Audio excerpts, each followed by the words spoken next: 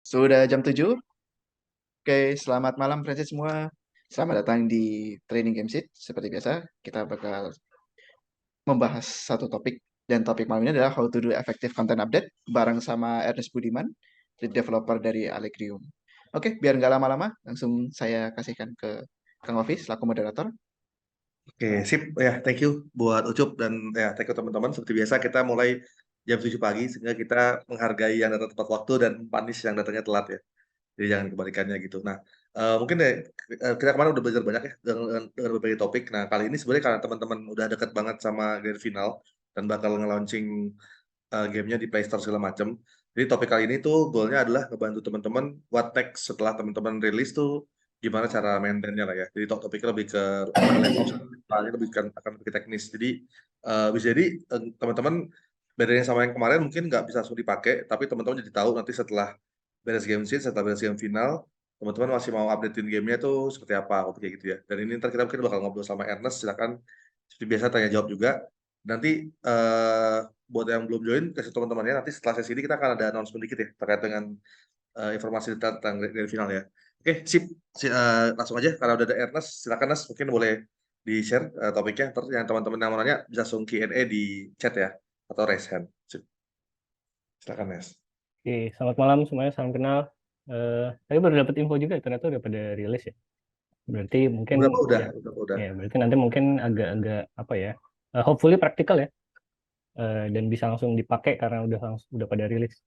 Nah, kesempatan kali ini saya mau sharing sedikit tentang how to do effective content update. Jadi efektif ini kan sebenarnya agak-agak strong word ya. Jadi apa namanya yang efektif di studio besar belum tentu efektif di studio kecil, gitu juga yang efektif biasa kita lakukan di Allegro mungkin nggak efektif di kalian semua. Jadi hopefully yang nanti kita share ini lebih ke kayak knowledge, jadi kalian bisa menentukan sendiri nih problem setiap studio dan setiap game kan sih beda-beda. Jadi nanti kalian bisa menentukan apa sih yang paling efektif menurut versi kalian sendiri, beda tipe game, beda tipe challenge, dan lain sebagainya. Oke, pertama agenda malam hari ini akan share sedikit gimana tentang konten, yang dimaksud konten itu apa, terus high level view kalau orang dari luar tanpa mengerti knowledge-nya itu kelihatannya seperti apa sih yang konten update ini. Kemudian design decision tuh maksudnya pertimbangan-pertimbangan apa sih yang harus kita pikirkan saat kita mau mendesain sebuah mau A/B test, mau content delivery, mau apalah segala macam. Dan terakhir ada workflow-nya. Nah, tadi si Wafi udah bilang di terakhir nanti ada Q&A, tapi kalau misalnya di tengah jalan mau ada langsung ada question, boleh langsung ditanyakan aja di message ya. Jadi nanti pas di akhir bisa langsung dibacain aja. Oke, sebelum ngebut, boleh perkenalan sedikit. Nama saya Ernest Budiman. Jadi udah di lead developer di Allegrium tuh kurang lebih sekitar 4 tahun ya. Terus masuk ke industri dari tahun 2011. Kurang lebih 10 tahun di game industri. Dulu start di Game Loft, ngerjain game-game J2ME, jadi HP-HP lawas ya. Terus pindah ke Android, Windows Phone, iPhone, terus sempat ngerjain PC juga. Terus sekarang di Allegrium ngerjain mobile game iOS sama Android. Jadi selama karir saya sepanjang ini lebih berkutat di mobile game ya. Kemudian yang lebih penting lagi selain 10 tahun pengalaman, sebenarnya saya punya 20 tahun pengalaman baca One Piece. Jadi lebih experience sebenarnya kalau ngomongin One Piece daripada ngomongin ini ya. Jadi bisa ngomongin One Piece tanpa persiapan kalau ini. Nah, tapi tenang aja, walaupun pengalaman saya 20 tahun baca One Piece, bukan tipe orang yang ganti profile picture jadi Luffy ya, seperti marak di sosial media karena mau Gear 5 banyak ganti profile picture.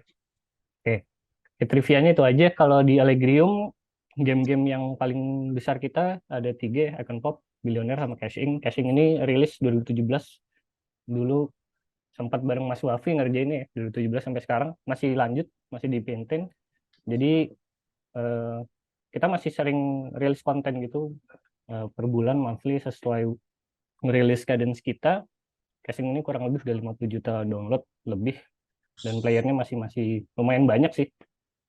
Ya pokoknya ya banyak lah intinya lah. Masih di maintain sampai sekarang. Oke, masuk ke konten. Kalau menurut menurut pandangan teman-teman kan konten biasanya itu lebih ke audio, tekstur, terus apa yang ada di game lah, story, model dan lain sebagainya. Tapi sebenarnya konten tuh bisa juga gameplay being konten. Artinya apa? Jadi artinya game-game kayak yang Hearthstone, terus kayak game-game TCG yang Trading Card atau Marvel Snap itu kita kan bisa deliver gameplaynya as a content gitu ya. Nah, gameplay as content dengan konten tradisional kayak tekstur, model, dan audio tuh sangat beda deliverynya ya. Kalau gameplay being content tuh artinya gameplay logiknya juga kita deliver ke game. Jadi advantage-nya apa? Advantage-nya jadi kalau misalnya kita mau rilis update game, misalnya mau rilis kartu baru, kalau contohnya kayak Marvel Snap ya, kartu baru eh, tanpa rilis game baru harus ada scriptingnya. Jadi ada satu layer lagi di atas gamenya, scriptingnya yang di-deliver. Nah, kita nggak ngebahas itu strictly karena itu lebih kompleks ya.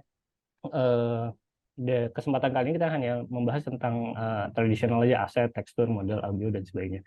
Kalau di sini sekilas kelihatan ya, misalnya kalau platform-platform itu install size-nya sekarang gede banget. Jadi bayangkan kalau kita mau main game Android, game iOS, mau install, terus size-nya segini, wah udah capek banget gitu loh. Ya, nggak mungkin kayak kita di tengah jalan lagi misalnya naik MRT atau apa, download segini kan most likely will fail gitu lah. Oke, kalau dari high level view-nya, kita pengennya gimana sih? Kita pengennya selalu update konten baru tanpa ngerilis new build ya. Jadi misalkan teman-teman sudah rilis versi 1.0.0, terus kita mau rilis lagi konten baru. Konten baru tuh mungkin bisa berupa story baru atau level baru atau apa ya, atau chapter baru itu tanpa kita update lewat store. Update lewat store kan maksudnya harus lewatin proses submission, cek lagi oleh iOS App Store atau oleh Play Store gitu ya. Dan kita pengen misalnya install size-nya lebih kecil. Jadi misalnya game kita develop semua package setelah diinstal tuh 300 mega, tapi kita pengen saat pertama kali install cuma 30 mega aja, sisanya di-download setelah kita main. Kemungkinan juga kita pengen misalnya kita memberikan config yang berbeda-beda untuk player yang berbeda-beda. Misalnya player yang lebih sering beli IAP itu mungkin dapat config yang berbeda dengan player yang non-purchase, non-spender gitu. Itu bisa dilakukan juga. Nah, itu goalnya yang pengen dicapai ya. Terus kita nggak pengen, nggak tahu nih ketutupan atau enggak. Eh, Ini Pokemon Sleep nih, kemarin baru download. Terakhir kali baru rilis beberapa minggu yang lalu ya. Udah download, install, setelah loading screen, apa nih? Harus download 500 mega. Jadi bayangkan belum main aja udah harus download 500 mega. Ini kalau nggak pakai nama IP Pokemon nih, orang sih udah pasti bakal churn sih. Kayak, what the hell gue mau main 500 mega. Ini kalau udah di jalan pakai paket tuh udah lewat sih. Eh, Orang nggak akan sempat main. Ini even sebelum main ke gamenya ya. Jadi harus download dulu. Nah, kita nggak pengen hal-hal yang kayak gitu terjadi. Kenapa? Karena kalau menurut data dari apa ya, dari ini apa namanya, dapat data dari Deconstructor of Fun. Jadi katanya discovery in App Store is dead. Featuring has little to no business impact. Jadi si Deconstructor of Fun itu resource yang bagus banget. Coba kalian nanti baca-baca aja. Melakukan survei ke mereka, ke senior business leadernya, menurut mereka discovery di App Store-nya tuh sekarang hanya 10% yang merasa sih terbantu oleh discovery. Sisanya 90% agree kalau eh, orang tuh main install itu lewat download via ads. Jadi orang yang install dari organik atau nyari di store itu jumlahnya udah dikit banget. Jadi itu orang-orang yang masuk ke landing page game kalian itu orang-orang via ads yang itu dari channel lain ya.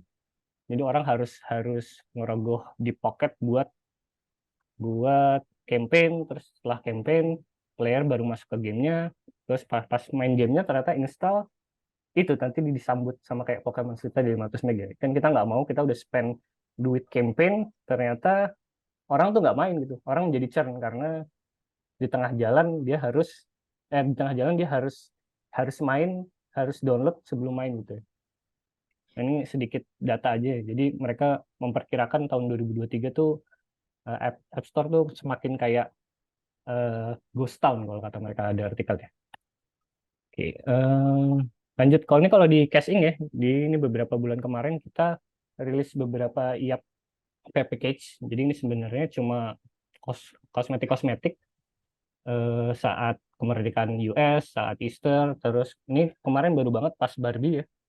Ini kita rilis tanpa rilis konten ini tanpa ngerilis build baru. Build baru itu tanpa rilis build baru maksudnya nggak perlu rilis ke App Store ya. Nah ini tuh hal kayak gini aja yang cuma ganti kosmetik, ini bisa naikin revenue gitu loh. Jadi seberapa powerfulnya hal ini kalau kalian bisa utilize dengan baik, apalagi bersangkutan dengan lagi event, lagi mau ada Halloween, mau ada Christmas, mau ada Easter, itu kayaknya pas banget tuh kalau kalian udah bisa nyiapin eh, nyiapin technical infrastruktur di gamenya, jadi bisa tanpa rilis build, oh kita bisa nih deliver. Oke, jadi ada dua strategi ya. Jadi pertama, salah satunya tuh kontennya tadi, misalnya tadi kostum, skin segala macam itu dimasukkan di gamenya saat install. Jadi pas playernya install dari App Store, dia langsung dapat semua package-nya. Cuma kalau dari App Store sama Play Store itu kan ada over the air limit ya. Dulu 100 mega, sekarang kurang lebih 150 mega. Itu nanti bakal ada warningnya kalau kalian akses dan download itu pakai apa namanya, telco ya. Jadi harus harus ganti pakai WiFi connection dulu kalau mau di atas 150 mega. Terus itu salah satu contohnya. Salah satu strategi lainnya adalah kita nge-serve kontennya di tempat lain, dalam tanda kutip dari server lain atau dari komputer lainnya.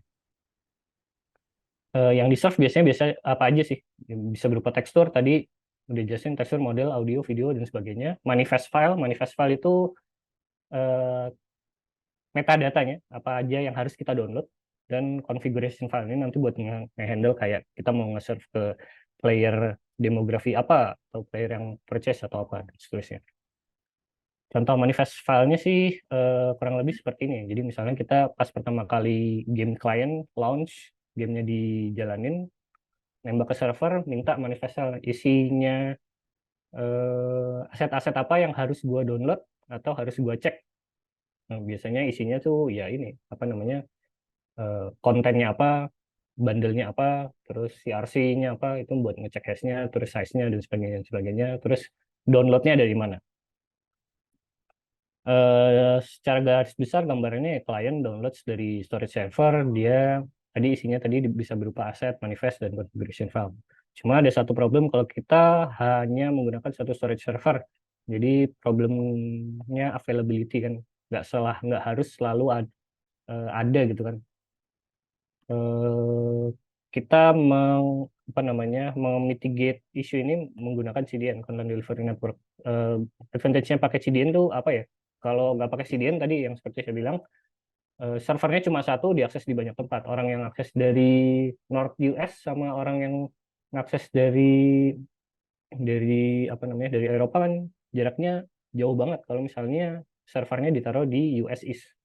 Nah, dengan CDN ini ada, kita dari provider CDN-nya itu naruh aset kita di tempat-tempat yang paling dekat sama mereka. Jadi misalnya orang US pesisir barat nge-request, udah ada satu orang yang nge-request, nanti next orang yang dari pesisir barat nge-request juga akan ngambil di tempat terdekat. Jadi dalam tanda kutip agak direplicate. Kurang lebih contoh-contohnya tuh kayak di Unity ada CDN, terus Google Cloud juga punya, terus kalau Amazon CloudFront nanti bisa dicek sendiri ya. Gunanya apa sih? Gunanya ya biar biar lebih cepat aja. Nanti ada player yang dari Indonesia eh, downloadnya sama player dengan yang US, kita kurang lebih pengennya mereka mendapatkan experience yang sama gitu loh. Kalau saat download gamenya dan download asetnya, kita nggak pengen, oh gara-gara kita cuma naruh servernya di satu tempat di US East, nanti player yang misalnya di bagian Eropa akan suffer gitu. Ini kita harus pakai CDN ini. Terus beberapa eh, pertimbangan ya saat menentukan kita mau pakai yang strategi yang seperti apa tuh, kurang lebih misalnya apakah aset-asetnya kita kecil-kecil tapi banyak. dibanding aset-aset kita besar tapi jumlahnya dikit. Mungkin bisa dibayangin ya, misalkan kita punya, taruhlah kayak game Genshin Impact, dia tiap karakter punya aset, itu tiap karakter punya kosmetik, apakah semua semua aset itu dijadikan satu file aja atau dijadikan banyak file, dipecah-pecah?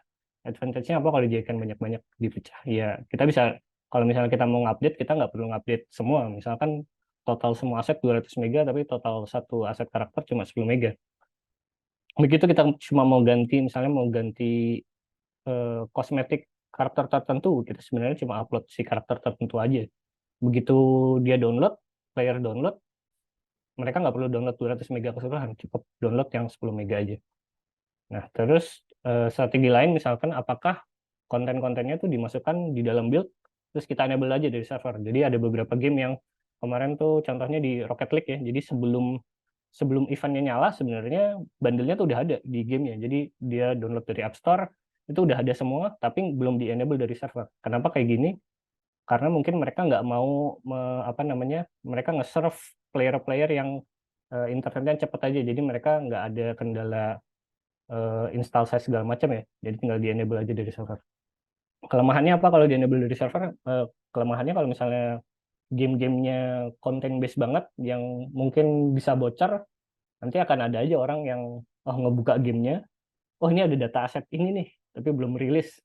Nah, itulah kenapa kadang-kadang orang kalau studio gede itu bikin demo game sama game rilis itu beda. Karena kalau di demo gamenya ada konten di chapter-chapter akhir bisa bocor. Orang buka terus, wah ada ini nih, ntar bocor. Terus apakah gamenya story based, level based, apakah bundle-bundlenya itu, aset-aset data-datanya itu dipisahkan per level atau per chapter, apakah kosmetik aja atau gameplay content tadi yang seperti saya bilang ya, pakai scripting. Terus harus diingat juga, jadi ada beberapa platform yang nggak bisa nge-store data ke device, jadi di play entirely on CDN. Jadi harus di, jadi nggak bisa di save ya. Jadi besarnya game itu tergantung besarnya aset-aset yang ada di CDN. Jadi harus download semua dulu, terus di play. Kalau nggak salah tuh Facebook Messenger game itu kayak gitu modelnya. Oke, terus gimana kalau kita mau nge-serve buat orang-orang yang berbeda atau platform yang berbeda, versionnya beda, terus treatmentnya beda. Gimana cara ngetesnya kita? Nah, kita tambahin satu layer lagi. Jadi di atas CDN kita tambahin namanya config server. Jadi sebelum klien kita minta ke CDN, kita minta ke config server.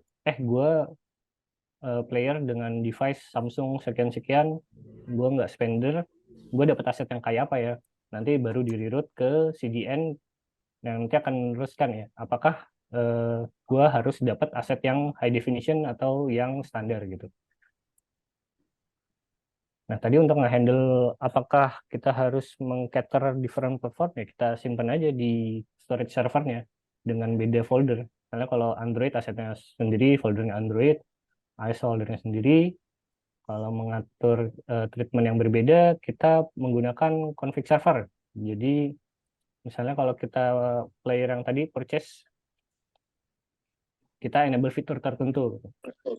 Kalau untuk ngetes kita bisa pindahin aja foldering ya antara development dengan live. Kan kadang-kadang kita mau ngetes ya, mau ngetes gamenya, eh, kita nggak mau bocor dulu di live sebelum semua bug sudah beres di dev. Jadi kita bikin foldering beda dev atau live. Kemudian bisa juga buat nge-handle tadi different version, kita kasih ini nih, kasih nomor versi yang berbeda. Kalau dengan kayak gini tentu storage-nya kita pasti bakal lebih banyak ya, tapi lebih gampang ngetes sih. Jadi kalau misalnya ada isu, oh ternyata bundle yang versi tertentu yang ada isu, misalnya versi 2330 tidak akan nge-impact ke versi yang lainnya. Oke, terus tadi balik lagi yang ke config server ya. Config server itu kan sebenarnya cuma mesin, kalian bisa sewa server dimanapun gitu ya untuk nge-hosting script kalian yang buat nge-handle logiknya tadi. Nah, itu bisa dicobain pakai namanya ini Cloud Ping Test ya. Jadi buat ngecek latency latency server yang mau kalian pakai. Ntar kalian cek aja, ada banyak nih, ada Amazon, ada Google Cloud. eh, buat ngecek mana sih yang paling dekat dengan kalian. Atau nanti kalian ngetesnya pakai VPN, terus kalian coba clouding test, terus misalnya VPN dari US ya, oh dari orang US kalau ngakses ke server yang nanti mau kita sewa, oh latensinya segini. Jadi kurang lebih kalian udah dapat gambaran, oh gua harus menyewa server-server di mana sih yang lebih dekat. Kalau misalnya kalian player base-nya semua orang Indonesia, nggak masuk akal kalau kalian harus sewa server di US kan. Sewa server aja di Indonesia lebih dekat tuh di Jakarta. Gambarannya kurang lebih gitu. Oke, masuk ke workflow. Workflow-nya akan sangat berbeda buat tim-tim yang jumlahnya besar maupun yang kecil. Terus kalau misalkan timnya besar, kalau ada development pipeline-nya berbeda, ada yang lagi jalanin fitur baru nih, ada yang handle live ops. Live ops maksudnya yang konten konten aja ya, kayak tadi kita ngeluarin tower di caching, itu namanya live ops ya. Nanti akan dijelaskan di next-nya gimana cara mengatur workflow-nya. Kemudian yang paling penting adalah gimana caranya kita bisa membuat iterasi dari gamenya tuh secepat mungkin. Oke, kalau salah satu teknik yang populer, ini kita pakai juga sih, kita pakai trunk based development. Trunk based development tuh maksudnya ya satu trunk aja, kita nggak pakai fitur branch. Kelemahannya pakai fitur branch itu karena kalau fitur branch itu pain point-nya tuh pas kita nge-merge itu. Jadi orang develop apa nanti nge-merge. Di sini tuh biasanya bottleneck orang-orang konflik, orang-orang apa namanya di tempat fitur branch yang melakukan perubahan, di main branch melakukan perubahan. Nah, ini konfliknya di sini. Dengan trunk based development ini meminimalisir hal tersebut terjadi. Nah, surely ini bukan kayak silver bullet buat ngatasin semuanya ya. Kita menggunakan gabungan dari trunk base ini dengan namanya fitur flex. Jadi fitur flag ini sebenarnya sesimpel kalau misalnya gue lagi ngerjain di fitur branch, gue akan menggunakan semua fitur yang kita kerjakan akan di guard dengan namanya si fitur flex ini. Jadi misalkan kita ada dua tim A sama tim B. Tim A menggunakan fitur A, tim B menggunakan fitur B. Jadi tim A itu fitur A-nya akan di-enable, tapi di tim B fitur A-nya akan di-disable. Semua code-nya juga akan dilindungi dengan cek seperti ini di fitur enable terus ngapain. Untuk semua fitur yang akan di-develop. Advantage-nya apa? Advantage-nya nanti kalau tim B, gue nggak butuh tahu tentang semua hal yang di tim A, dia nggak akan dapat perubahannya tim A. Nah, makanya si Trunk Base ini di-combine dengan si fitur flex ini lumayan works di kita karena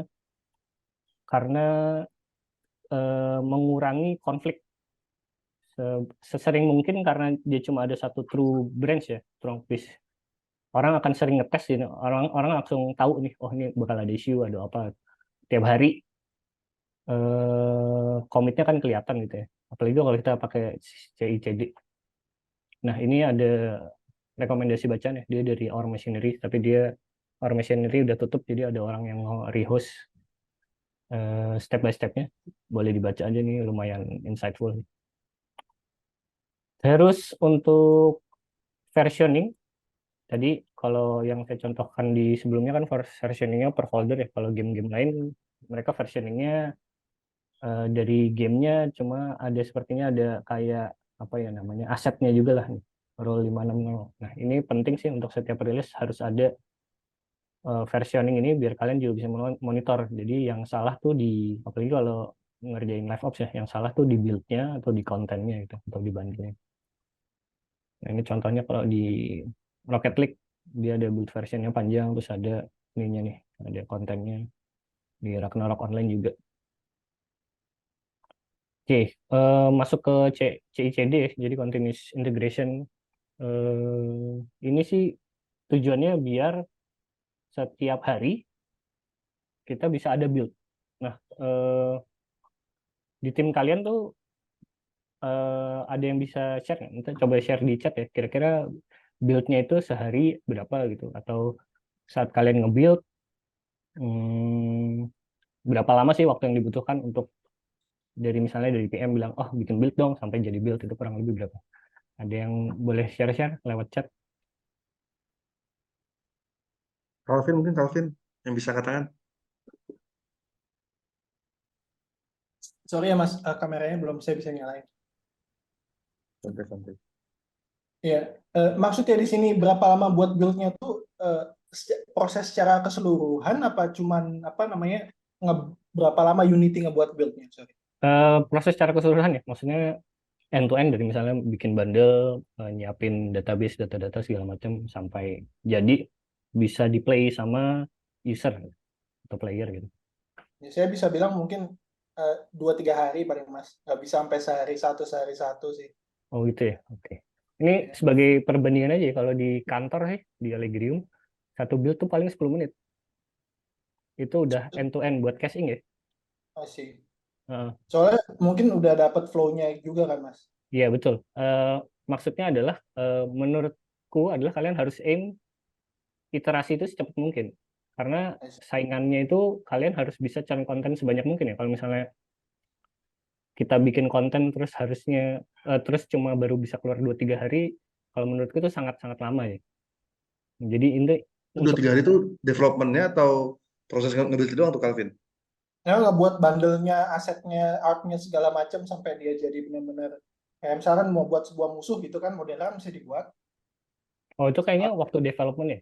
Developmentnya Maksudnya ya berarti ya. nah, kalau Iya. maksudku lebih ke kalau aset sama bundle-nya udah masuk ke repo gitu di build. Ya kalau dibuat ya bisa Mas bilang memang cepat gitu. Oke. Cuma ya proses development-nya itu sih yang lama. Oke, oke.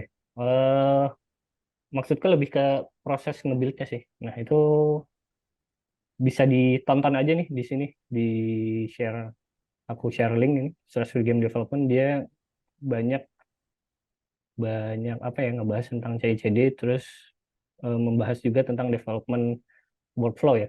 Contohnya misalkan kalau di kantor apakah hal-hal yang bisa dilakukan manual tuh bisa diotomatisasi. Contohnya dari bug report apakah developer yang baca bugnya terus harus nge-fix tuh berapa kali sih harus nge-set si bug reportnya ya. Jadi kan flow-nya biasanya QA nge-report bug, terus developer baca, repro, terus tes di fix kan. Tapi kan setelah fix itu, dev itu kan harus buka misalnya jiranya lagi, terus di set fix, terus di set di fix di version berapa, itu kan manual banget ya. Nah itu apakah bisa di automate, jadi biar dev itu nggak perlu repot-repot. Jadi tugas dev ya development aja lah, nge-fix bug aja. Itu bisa ditonton di sini ya, di CICD. Eh, sudah cepat sekali ngebut kayaknya nggak sempat ngasih pertanyaan. Sorry ya, Oke. kita buka aja langsung sesi tanya jawab. Silakan Calvin. Lagi raise hand ya, silakan. Gini Mas, saya cuma mau nanya common practice ketika orang itu ngebuat aset bundle kan bisa dibilang. Ah, Jadi misalkan kita mau memperkenalkan sebuah musuh gitu ya, anggaplah kubus gitu ya. Kubus ini akan jadi sebuah musuh. Nah, kubus ini kan kita introduce ke dalam game nih. hmm, Nah, sedangkan dia kan nggak bisa sekonyong-konyong kita langsung masukkan ke scene kan. Dia harus di instantiate dan itu pun di instantiate dari bundle. Nah, ya kita bisa dengan mudah instantiate kubus ya, tapi dia nggak bisa ngapa-ngapain kan. Kita mesti ngasih script controller ya segala macam. Nah, itu common practice-nya tuh scriptnya itu dimasukin ke dalam bundle-nya. Apa pas udah di instantiate tuh dia diinject sama script enemy-nya. eh, itu banyak banget consideration-nya. Itu sebenarnya tergantung tergantung kalian maunya gimana. Yang pasti sih kalau misalkan timnya kecil dan kalian pengen kayak oh cepet aja, kalau menurutku sih masukin aja semuanya ke bundle ya. Yang penting kan kalau bundle itu nggak ngulang-ngulang ya. Artinya kalau misalkan script ini dipakai di banyak tempat, apakah scriptnya ini nanti akan ketambahan di bundle A atau bundle B atau bundle C. Cuma kalau script itu kan sebenarnya kecil banget ya. Nggak sampai 1 mega lah. Artinya kalau double-double di beberapa bundle, nggak masalah kalau cuma 10 kilobyte gitu. Kira-kira menjawab nggak ya? Jadi Nah, artinya kalau menurutku yang harus dipikirkan adalah gimana caranya paling simpel dan paling cepat buat ngetes itu sih. Sambil melihat drawbacks-nya aja. Kalian lebih concern ke kayak instantiating time atau memory usage atau install size. ya masalah yang saya temui itu Mas, mungkin teman-teman yang lain juga mungkin bisa share di chat. itu ketika kita masukin scriptnya di dalam bundle, pas dia di instantiate, scriptnya itu nggak bisa komunikasi dengan script lain dan dia kayak nggak bisa jalan gitu, Mas. Mungkin saya yang kurang ngerti settingannya atau gimana gitu. Mungkin is Eh, it really possible gitu loh, Mas? Possible kalau di Unity kan Ya, sistemnya Unity. bundle gitu, possible. Ah, Yang Mungkin gini, mungkin kalau gue coba sosok. boleh dijawab aja, Bu.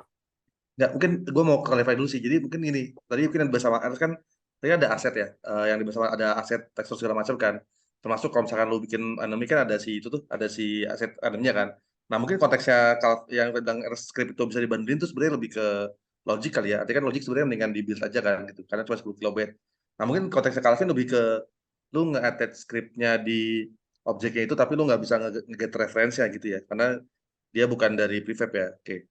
Itu ya boleh nanti. Jadi mungkin lebih ke aspek reference management ketika lu nge-load data dari bundle kali ya gitu. Bisa gimana tuh cara lu bisa nge reference objeknya. Kalau aset misalnya bundle manajemen, kita ada script sendiri yang masuk ke gamenya yang bundle-bundle apa nih yang harus ngomong satu sama lain gitu. Jadi misalkan, jadi dalam tanda kutip ada manajernya yang masuk ke dalam game, yang nanti bakal, gue mau instantiate musuh A, nanti dia akan ngobrol sama musuh B, itu ntar ada controllernya yang nggak di bundle sih. Ada satu yang orkestra gitu ya, nggak bisa Ya, langsung bundle langsung tiba-tiba jalan sendiri gitu kan ya. bundle pun bisa, maksudnya banyak caranya sih. Maksudnya kalau misalnya scriptnya di bundle, terus kita misalnya pakai singleton buat cari game manajernya, terus cari reference-nya sendiri, ya itu juga bisa. Cuma tergantung kalian maunya gimana aja. Yang nggak bisa adalah, kalau setauku ya, kalau game Unity itu ngasih scripting terus logiknya berubah. Itu bisa, itu modelnya harus kayak game-game yang ditambahin gameplaynya itu di scripting kayak Lua gitu, jadi nggak di-compile. Kalau ini tuh kan itu scriptingnya di-compile. Itu yang tadi nggak gue bahas sih, yang tentang gameplay as content itu. Jadi banyak game-game yang kita bisa deliver gameplaynya as scripting, tapi kan itu ngerubah workflow development keseluruhan tuh.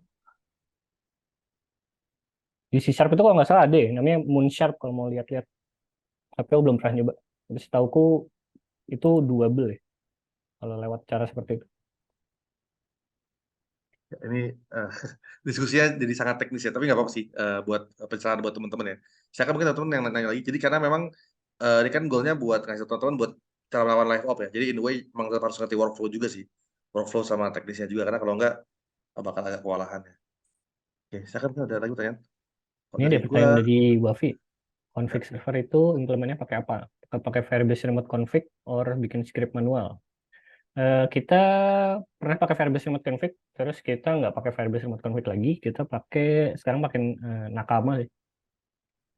Kalau Nakama kita bisa upload logiknya sendiri, ya, pakai Go ya. Jadi istilahnya pas game launch nembak ke Nakama, terus ngasih metadata gamenya. Misalnya game kliennya itu gue main di device apa, terus playernya udah spend berapa segala macam. Nanti dari si Nakamanya itu ntar akan ngasih tahu nih, lu tipe player apa, ABC. Karena lu tipe player A, lu dapet yang config yang A. Nah, dapet config A, lu ntar download aset yang ABC gitu. Sih, kebayang nggak maksudnya? ya. Oke. Misalkan mungkin teman-teman yang mau nanya, gue juga nanya serius, boleh nggak balik lagi ke catat pet yang tadi yang design decision, yang tadi yang design decision. Lagi Ini, next lagi, balik lagi design decision. Nah ini ya. Nah boleh kasih nggak ya tadi, tadi itu yang ada beberapa opsi lah, small asset segala macam. ya Waduh. oke. Nah boleh nggak ya kayak misalkan ngejelasin tadi ya, apa namanya, mungkin lebih detail sih kayak tipe, mungkin dari pengalaman lu yang small size tapi asetnya banyak itu, practicalities-nya itu apa sih, pros cons-nya, atau kebalikannya tuh kayak misalkan baik kapan harusnya kita udah mulai mindahin beberapa asetnya ke server, jangan di build semua gitu kan ya, kayak apakah ada benchmark size tertentu atau apa sih pros cons-nya lah. Jadi teman-teman bisa bikin decision dari set game masing-masing, karena kan Oke. mereka masih bikin ini ya, masih early ya, jadi kapan udah Hmm. mulai butuh ini gitu ya. Oke, yang jelas sih kalau misalnya targetnya, misalkan kita target region yang memang speed internetnya nggak terlalu bagus dan nggak semurah kayak counterpart di negara barat, harusnya enaknya lebih mecah size bundle-nya jadi lebih kecil-kecil tapi banyak. Artinya apa? Hmm, Misalkan daripada satu bundle 100 mega, mending 10 bundle 10 mega Mega. yang sama. Hmm, Kenapa? Soalnya kalau misalkan kita nanti mau ngupdate dan misalnya kita mau ganti satu satu aspek di gamenya, ya, misalnya kostumnya atau layout atau visual kosmetik lah. Nah, itu nggak harus download 100, tapi kita cuma upload kayak satu bundle atau dua bundle aja. Jadi player yang nanti download, dia nggak perlu download 100 mega, dia cuma perlu download 10 atau 20 mega. Itu sebagai gambaran aja. Terus kalau misalkan drawback-nya pakai CDN, bayar, cost aja, mahal. hmm. Drawback-nya sebenarnya cuma cost, tapi advantage-nya player bisa di-serve asetnya lebih cepat daripada kita nggak Oh pakai tadi CDN. yang di sini mungkin belum ada apa prosesnya pakai large size tapi semua number of Oke, asset ya. Kelebihannya apa nih? kalau prosesnya kalau pakai large size tapi small number of asset, kita bisa melakukan apa ya? Misalnya kalau kalau di beberapa device itu ada yang metode downloadnya kan multi part download ya. Jadi walaupun 1 mega dipecah banyak thread langsung download. Kalau asetnya kecil-kecil dan banyak, misalnya kita udah ngomong bundle sampai jumlahnya bukan 10 ya, itu kan apa namanya, side effect-nya kecil, tapi kita ngomong ke aset yang udah ratusan ribuan. Nah, buat nge-kick off 100 ribuan download itu cost-nya bakal lebih banyak daripada kita nge-kick off satu Hmm, aset yang cuma 100 mega gitu. lebih ribet ya downloadnya jadi banyak karena gitu ya. Iya, jadi itu nanti ngaruh di saat download sama prosesis. Eh, Unity itu kan kalau misalnya kita ngomongin Unity ya, Unity aset bundle-nya tuh ada overhead-nya gitu ya. Jadi semakin banyak kamu punya aset bundle, semakin banyak overhead-nya gitu. Kalau lebih Dibanding kamu lama cuma berarti punya nyampainya satu. ya. Kalau kecil-kecil banyak tuh Lebih lebih lama nyampainya gitu ya. Dibandingkan yang cuma satu lebih tapi gede. lama kita prosesnya, kan itu kan compress file. Jadi pas Hmm. compress file kita download, terus harus dibuka lah. Nah, ngebuka satu sama ngebuka 100 itu overhead-nya beda. Ini harus dites sih. Jadi nggak ada one size fit all. Jadi tergantung game kalian.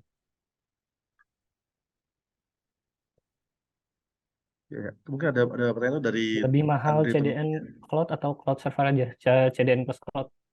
Kalau cloud server aja kan itu cuma ngehandle mesin kalian aja yang buat ngehandle config.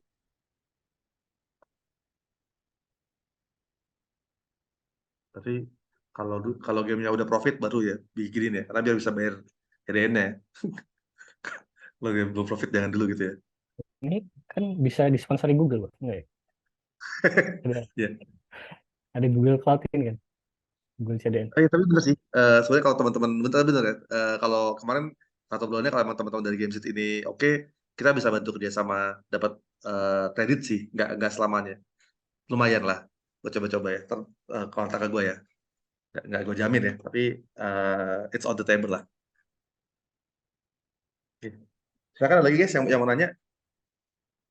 Kalau dari kalian sendiri, gamenya rata-rata apa ya, story base atau apa? Kan belum tahu nih gamenya kayak apa. Ada yang bisa share-share nggak ya? Boleh, silakan. Ini sebenarnya kan cukup beragam ya. Ini ada yang gamenya hyper casual, Hmm. ada yang bahkan kayak siapa tuh si Axolotl itu yang banyak chapternya kan ya. Hmm. Ada yang premium juga gitu, ada yang premium mobile game, ada yang premium. Mungkin silakan boleh silakan ada yang mau cerita dulu mungkin. Mungkin yang harus digarisbawahi kalau kayak content based game yang chapter itu harus menghitung effort kalian bikin chapter dengan effort dengan seberapa cepat player itu konsumsi konten. Jangan sampai jadi konten treadmill ya. Kalian udah baru ngerjainnya 1 bulan, player konsumsi cuma sehari 2 hari udah kelar. Terus nanti ngomong, mana chapter barunya Min? Baru kerja sebulan. Kalian itu yang mungkin harus dihitung ininya, effort. Mungkin Maaf, kalau mau di-share mungkin gini, Des. Kalau misalnya ini kan berarti kan versi yang apa ya? Yang lumayan kompleks kali ya. Hmm. Kalau yang versi ini kan mereka rata-rata kan mereka timnya tim kecil ya, tim 2-3 orang, Iya. 4 orang gitu, dan indie kan. Kira-kira yang paling visible atau kayak apa ya? Tips dari lu lah ya buat bisa cobain kayak gini tapi nggak yang terlalu overwhelming dengan effortnya panjang lah. Kira kayak gimana tuh? Mungkin bisa pakai approach Dari mana? kayak kayak game-game kayak Mobile Legend gitu ya. Jadi hmm, Mobile Legend tuh yang apa namanya, yang esensialnya itu masuk ke install. Jadi lu main kan, terus main tutorial, terus setelah selesai tutorial, gamenya di-download di belakang layar. Jadi lu tetap bisa main, nggak ditahan loading screen. Nah, maksudnya kalau misalnya gamenya level base misalnya, ya, apakah 10 level awal masuk aja ke install game, terus saat player main 5 level di belakang layar udah download level-level selanjutnya gitu. Jadi pas player selesai level 10, dia bisa langsung main level 11. Dengan catatan level 11 sampai 50 misalkan dia download ya. Tapi player itu advantage-nya dia tetap main dengan install size yang kecil, terus dia download dan dia tetap main. Jadi nggak keganggu flow flow mainnya gitu. Hmm. Karena download itu kan sebenarnya potensial churn banget ya. Jadi misalkan udah campaign terus ternyata selesai main level 10, belum ada level 11-nya belum ready. Ya, dia kalau nggak ada level selanjutnya ya udah main aja, nggak main aja close app gitu. Ini salah satu strategi yang bisa di tackle gitu ya. Gitu. Oke. Ada Silakan ini mungkin lagi kayak tadi si kafe. Kafe yang katakan ini kan banyak game di sini yang chapter base ya, kayak si Anifal Adisaka, terus tadi kayak Axolotl kan banyaknya chapter base. Silakan Kavin. Ya gini Mas, untuk sekarang kan kita masih belum bisa nih untuk apa namanya maksa update in game yang seperti Mas bicara Hmm? tadi. Jadi kita cuma bisa update Hmm? dari Play Store aja nih.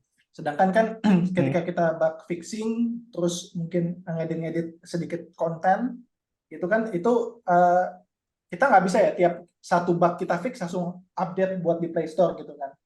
Itu Hmm? inconvenience buat player. Nah, Hmm? berapa periode waktu yang pas untuk kita ngasih sebuah update gitu di dalam Play Store? Apakah 3 hari sekali, seminggu sekali? Eh, itu tergantung development milestone yang kalian mau reach. Jadi misalkan tim sepakat kayak oh, kita mau dalam 1 minggu atau 2 minggu kita nge-handle bla bla bla bla bla, nambahin fitur ABCD. Jadi ini sebenarnya lebih ke eh, project management ya. Kalian maunya gimana? Kalau misalnya 2-3 hari, terus user expect download, terus ternyata cuma bug fix yang sebenarnya mereka nggak ganggu-ganggu amat, itu malah inconvenience menurutku pribadi ya. Jadi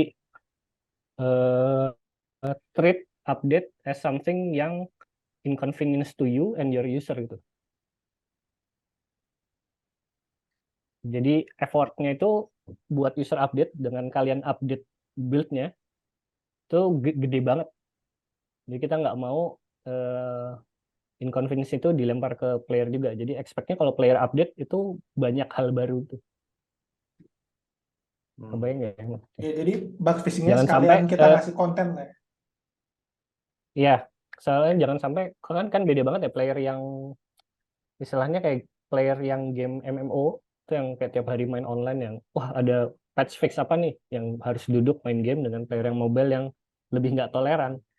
Dia downloadnya aja gratis. Ngapain gue ngebet banget nih? Unless di gamemu ada sesuatu hal yang kayak breaking banget dan orang tuh udah spend di situ, ya mungkin mereka akan ngedemand ya, oh ini di fix dong, butuh cepet.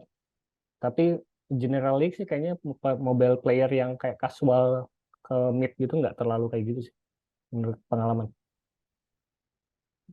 Karena proses-proses submission itu kan lama ya, kalian submit terus harus nunggu dari mereka, itu udah makan sehari 2 hari mungkin. Itu berarti juga kan buat kayak gitu good idea juga ya buat game yang separate logic sama aset kan. Sehingga ketika ada bug fix, lu fix yang misalkan major bug fix pun jadinya kecil kan ya, yang kalian download kan ya. Iya, cuma itu kan arsitektur di awal ya. Kita tentukan kalau semua gameplaynya itu script dibanding sama compile yang kayak Unity itu. Itu udah beda cerita tuh karena kita dari awal bikinnya kayak gitu, jadi kita dapat convenience kayak kita bisa update bug fix-nya tanpa rilis App Store gitu. Silakan. Lagi yang lain. Terus ini mungkin ada tim yang udah mulai mikirin buat ngoptimize size. Karena kemarin kayaknya ada beberapa tim yang 150 mega gitu ya. Semua chapter dimasukin ke build semua gitu kan ya. Jadi kan ini kan harusnya starting point nih buat bisa potong-potongnya ya. Silakan mungkin. Ya, banyak nih yang datang nih.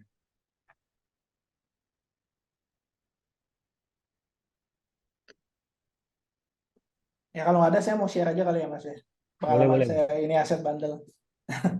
Jadi sebenarnya dulu sebelumnya itu saya nggak pakai play asset delivery ya, belum pakai itu. Jadi arahannya itu dari Mas Adi itu coba pakai asset bundle. Jadi kita pakai asset bundle. Nah ketika kita coba pakai asset bundle gitu langsung kan musuh tuh saya masukin dalam bundle dan alhasil dia ping kan, pas langsung dimainin ping. Terus scape-nya tuh nggak jalan sama sekali gitu. Makanya tadi saya sempat nanya itu scape-nya sebenarnya bisa dimasukkan di asset bundle apa enggak? Bisa. Kalau asal dia masuk ke private kan ketarik semua. Jadi sebenarnya pas kamu build ini jawaban Unity ya? Iya Mas, memang dia ketarik tapi kayak reference yang lain gitu yang nggak direct ya, yang nggak direct reference-nya itu kayak dia tuh nggak ketarik. Itu dia itu masalah. Mungkin arsitekturnya saya juga yang kurang. Jadi pokoknya intinya reference yang nggak direct tuh dia nggak ketarik. Makanya saya ada problem di bagian situ. Gitu. Jadi Eh, akhirnya Setahu ya pengalaman pakai aset bundle. Assetting itu kan berarti materialnya nggak ketarik masuk ya. Jadi iya. saat kita build bundle-nya dicek aja manifest karena ada lognya tuh. Apa-apa aja nggak masuk.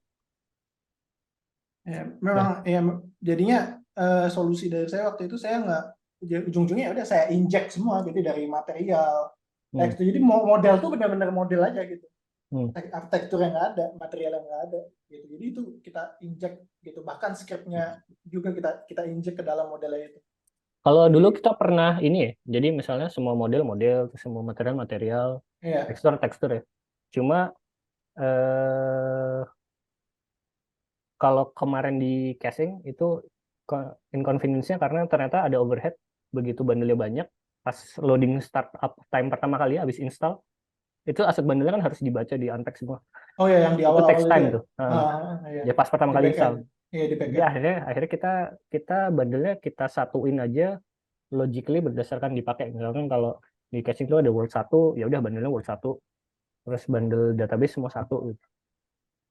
Itu isinya semua prefab, semua material, semua semua tekstur itu masuk ke dalam situ berdasarkan world-nya. Jadi kita nggak pecah-pecah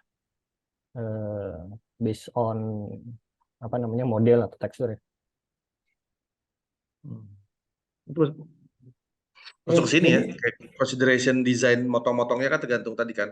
Iya, Yang tergantung PO Iya kan, karena dari awal saya nggak mikirin bakal pakai asset bundle gitu, jadi arsitekturnya mungkin agak beda gitu ya. Mungkin saya belum mampu juga ke arah situ, jadi ujung-ujungnya sekarang saya pakai ini sih, pakai play asset delivery. Jadi udahlah semua gitu nggak dibundle langsung masuk ke Play Store dulu. Jadi Kita tuh nggak pakai play asset soalnya kan dia cuma Google aja. Makanya kalau iOS kan beda. Nah, kenapa kita pakai asset bundle terus kita kasih storage server lainnya karena kita mau lebih gampang maintain-nya aja nanti buat iOS sama Android gitu. Itu mungkin buat teman-teman yang sekarang masih fokus di Android for a long time, daripada pusing mikirin bayar CDN bisa pakai itu sih. Preset delivery karena jadinya free kan ya harusnya. Ada limitnya sih. Tapi cuman ketika one time pas lu pengen ganti platform ya tadi no minus ya. Tapi mungkin buat sekarang coba-coba belajar ya. Kayaknya good idea daripada mikirin duit bayar CDN kan. Jadi sebenarnya implementasi asset bundle udah bisa, tapi itu arsitektur codingnya itu yang mungkin agak kurang pas. Jadi ya udah kita ninggalin arah ke asset bundle dulu lah sementara. Itu yang penting gamenya jalan dulu. Ya memang goal paling pertama tuh harus gamenya jalan dulu. Nggak ada good code sama bad code, yang ada code that makes money sama code that don't make money. Gitu aja sih Mas, dari sharing dari saya sih tentang editing konten ini. Oke. Kasih. Di sini siapa yang masih build-nya masih di atas 150 mega? Yang jadi mau nggak mau harus dikecilin? Boleh angkat tangan dulu. Selain Nggak harus selain tim. dikecilin, Mas. Nggak harus dikecilin kan. Kalau pakai apa namanya play asset delivery itu entah gimana caranya Google walaupun di atas 150 mega bisa dimasukin. Saya Ya, build-nya ya. 220 mega, tapi bisa masuk juga kok ke play console. Maksudnya konteksnya lebih ke biar orang nggak churn sih pas install tadi ya. Ah, Ya, sih. dengar. Pokoknya general yang harus di keep in mind, semakin kecil install size-nya semakin bagus. Ya itu aja. Soalnya kalau semakin kecil, orang download tuh nggak pakai mikir, cuma 12 mega, cuma 30 mega. Oke, kemarin kemarin kita ada training juga tuh ngebahas tentang yang sama siapa? Jin ya. Yang tentang aset size itu kan ya. Jadi kayak makin kecil asetnya makin gede. Ya harusnya sih Contoh. semakin kecil aset semakin bagus churn-nya ya. Maksudnya semakin nggak churn gitu. Apalagi kalau orang masuk ke landing page dari ads, terus, oh ini cuma segini nih. Misalnya nggak perlu mikir. Nggak perlu ada over the air limit. Silakan ada lagi, kalau nggak gue mau nanya lagi. Nes boleh di-share nggak ya ke teman-teman buat yang pas testing apa ya? Mungkin flow flow testing ini sih. Flow testing kontennya gimana sih? Ini kan kontennya kan agak kepisah. Jadi kan mungkin di gamenya agak lebih tricky buat ngetes ya. Biasanya gimana sih workflow-nya biar oh gue udah yakin bener nih. Sehingga ketika gue lempar server tuh udah bener lah Oke, gitu. nah, misalkan dia mana? Ya? Oke, jadi misalkan kita bisa ngetes kan di dev dulu ya. Kita bikin, jadi kita misalnya punya project casing ada versinya berapa, terus platformnya apa, sama environment-nya apa. Environment-nya apa tuh dev atau live ya. Yang biasanya kita game yang sudah live ada versi sandbox-nya. Versi sandbox itu versi development-nya. Dan kita bikin bundle sesuai, jadi bundle kan sebenarnya sama. Cuman kita naruhnya di directory yang berbeda aja berdasarkan versi sama environment-nya aja. Nah itu versi yang betanya itu ya, sandbox-nya itu, dites sama QA setelah kita bikin bundle-nya. Setelah beres, nggak ada bug-nya, ya udah simply kita copy aja isi directory-nya itu ke live. Sesimpel itu sebenarnya. Yang mungkin agak ribet sih nanti pas kalian nge nge-build bundle-nya kan, mana bundle yang apa namanya ya, yang berubah, mana yang nggak berubah, apakah bundle tersebut setiap kalian nge-build harus di-build ulang. Misalnya bundle kalian ada 500 mega nih, ada 500 mega, apakah harus nge-build bundle-nya satu persatu lagi, atau itu sebenarnya bisa di-cache aja, nggak usah di-build lagi. Ada strategi-strateginya. Jadi build-nya lebih cepat. Nggak perlu setiap kita nge-build satu pipeline dari end to end, dari checkout sampai build-nya jadi, APK-nya jadi, nggak perlu nge-build semua bundle, cukup nge-build misalnya yang berubah aja gitu. Misalnya kita bandingin hash-nya atau bandingin CRC-nya gitu. Banyak teknik-tekniknya, kurang lebih sih kayak gitu. Atau mungkin boleh boleh kita tadi yang bahas yang ke manifest ngejelasin dikit tentang Oke, CRC lain mungkin banyak yang belum aware ya. Itu apa sih sebenarnya? Tadi kan ada tuh di manifestnya. Nah ini jadi tadi ya tuh itu apa sih? si manifest itu si ini tuh pas nge-build asset bundle. Ini konteksnya ini tuh ya. Sebenarnya kan tapi kita nggak perlu, bayangannya nggak perlu selalu Unity ya. Jadi setiap kita nge-packing semua data-data jadi satu file, itu baiknya dari 0 sampai size-nya, itu ada namanya, kita bisa cek namanya CRC, Cyclic Redundancy Check. Itu buat ngecek, eh, misalnya kita bikin aset bundle World 1, CRC-nya 129.370.575. Nah, misalnya kalau aset bundle-nya World 1-nya ini berubah datanya di dalamnya, terus kita build aset bundle-nya lagi, itu CRC-nya berubah. Nah, CRC ini dari buat ngasih tahu ke klien, oh ini beda sama yang di server. Karena beda lu harus download. Ini cuma buat nandain aja. Jadi setiap touch kita launch game kan kita harus ngecek semua aset kita sama semua aset di server, dibandingin ada yang baru atau enggak. Kalau ada yang baru ya kita download, kalau nggak ada ya kita nggak download. Mekanisme downloadnya gimana tergantung kalian aja, apakah mau download di loading screen atau download pas udah di game. Nah, kalau game kita kan ada yang modelnya live ops ya. Jadi seminggu sekali ada eventnya tuh. Nah, begitu eventnya jalan, schedule-nya masuk ke jam tertentu, gamenya pas lagi launch itu download di belakang layar. Download asetnya 2 mega. Itu udah beres, baru kebuka nih HUD-nya. oh lu bisa main. Jadi nggak perlu download lewat loading screen lagi. Canggih habis. Tepat. Saya kan guys, boleh nanya. Nih, ya mungkin sesi kali ini kalau kemarin lebih banyak teknis ya. Sesi kali ini sesi kali lebih banyak yang bisnis ya. Sesi kali ini lebih banyak teknis ya. Oke. Semoga nggak bingung. Kayaknya aku jelasinnya juga kecepatan sih. Kalau misalnya nanti mau Enggak aman. pelan-pelan lagi boleh tanya-tanya. Oke, boleh. Silakan kalau nggak gue kasih last question kali ya. Boleh, ada dulu pertanyaan. Gue kasih dulu ke teman-teman. Ya, oke. Mungkin Ines, kalau dari pengalaman lu mungkin kayak apa sih biasanya yang kayak mistake lah, mungkin yang lu kemarin ngelakuin mistake sehingga lu udah nggak bener lagi yang kayak teman-teman ketika pertama kali ini kan mereka belum pernah ngelakuin ya, mostly ya. Mostly masih build-nya upload ke Play Store kan ya. Nah kan kita kan expect mungkin ketika nanti udah jalan bakal bisa convert kemari karena kemana apa sih mistake yang lu pernah lakuin yang mungkin good point buat dikasih tau ke teman-teman sehingga mereka nggak aware lah sama mistake itu, jadi jangan lakuin yang sama juga. On the top of my mind apa ya? Kayaknya sih yang membuat iterasinya lebih lambat itu sebaiknya ditinggalkan. Misalkan apa ya?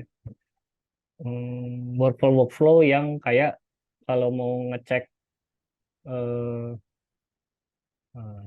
apa ya? Bentar, aku lagi mencari example Atau yang yang mungkin mistake gampang. yang paling fatal deh yang dulu apa dilakuin sih yang ya atau yang common banget lah. Kalau Kayak mistake yang orang cukup common ya, ini kan sebenarnya sama kayak suatu hal ya, ada aplikasi kebanyakan ada environment yang testing, ada environment yang live. Ya dulu-dulu sempat kayak oh ya udah YOLO aja lah langsung ke live. Ternyata di live salah, terus putih-putih semua asetnya. Udah. Baiknya sih harus dites dulu di sandbox itu. oke, berarti itu ya bikin environment beda buat live ya, jangan tes di live gitu ya. Oke. Ada lagi mungkin Nes, selain itu Nes, yang apa ya, yang mungkin sekarang obvious banget tapi kayak teman-teman mungkin bakal ngalamin juga tuh. eh Kalau lebih ke development workflow sih, nanti saat misalnya timnya sukses dan timnya udah gede, itu koordinasi antar timnya ribet. Saat kita harus nge-handle fitur baru dengan eh, harus nge-handle live ops ya. Itu memang harus punya dedicated tim buat nge-handle kayak koordinasi, kayak gua ngerjain apa, nggak boleh timpa-timpaan. Apalagi kalau Unity kan prefab gitu dipegang gua ngedit, lu ngedit, udah konflik gitu kan.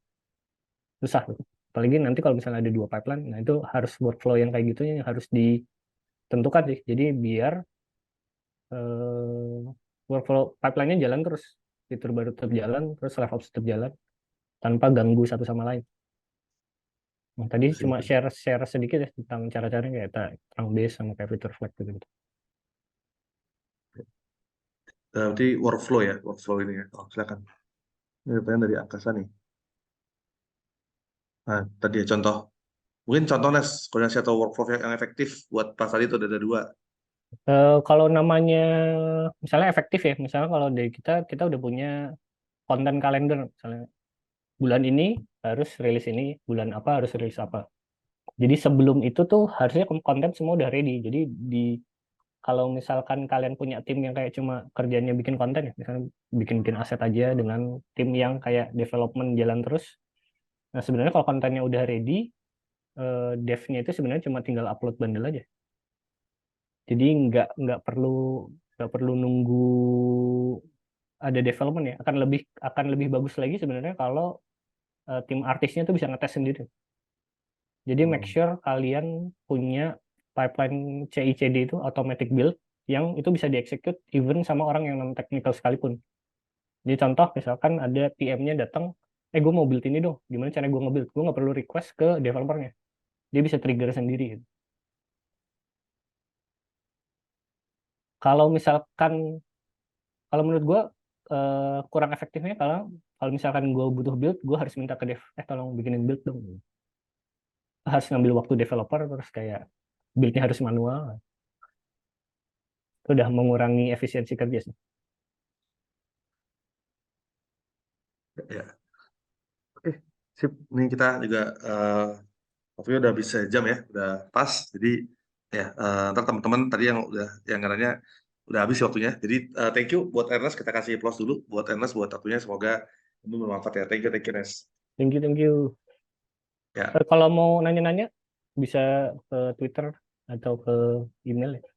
Tadi tadi kalau boleh di share Ernest emailnya apa Ernest buat teman-teman mungkin yang tadi ada di orang teknis ya. Oh, ngobrol. boleh di follow di X ya sekarang namanya X bukan Twitter. Oh itu. Oke, Kalau mau nanya ke email silakan. mantap tuh. Jarang-jarang nih Ernest nih muncul nih. Ya, Oke. Sip, thank sebenarnya, you Nes buat ya. buat waktunya. Jadi ini mungkin setelah ini kita akan ada announcement dulu. Tadi mungkin ditutup dulu ya sesi trainingnya. Kembalikan ke Yusuf ya. Ya, oke. Terima kasih buat Kak Ernest dan Kang Wafi. Sesi trainingnya mantap-mantap. Oke, jadi kita akan ketemu lagi ya teman-teman di training berikutnya di hari Jumat tanggal 11 besok bareng sama Arita Silvada. Kita bakal membahas soal community management besok. Oke. Thank you sekali lagi, thank you buat Kak Ernest, buat Kang Wafi. Thank you atas waktunya. Thank you juga buat ilmunya, mantap. Thank you Om Ernest. Thank you. Yep, Ini boleh caps dulu yang lain jangan caps dulu ya. Kita mau Om ada Ernest boleh ada announcement ya. dipersilahkan. Ya, silakan Nes. Boleh caps dulu Nes. Ya. Lanjut soalnya.